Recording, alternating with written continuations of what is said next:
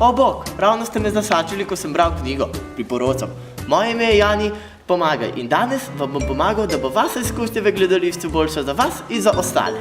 No, prvo, kar morate storiti, je, da se morate pravilno obleci. No, kaj pa sedaj tu? No, to je pa se bolje. Na takšne dogodke prihajamo točni in ne zamujamo. Pokrivalo si snajemo z glave se preden se začne predstava in da uporabljamo mobilnih telefonov ter z njimi tudi ne snimamo ali slikamo. Ne imejte obeh rok na naslonjalih, kajti levo pripada vašemu sosedu, desno pa vam.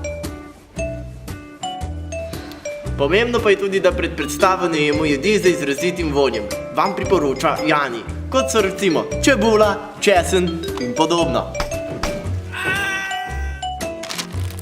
Med predstavo ne jemo in ne pijemo. Če ste prehlajeni, smrkate ali kihate, potem raje ostanite doma, kajti na predstavi boste motili vse ostale udeležence. Pej domov, no. Vremeni spanje sicer niso motečo, vendar spite raje doma. Še manj primerno pa je smrčanje.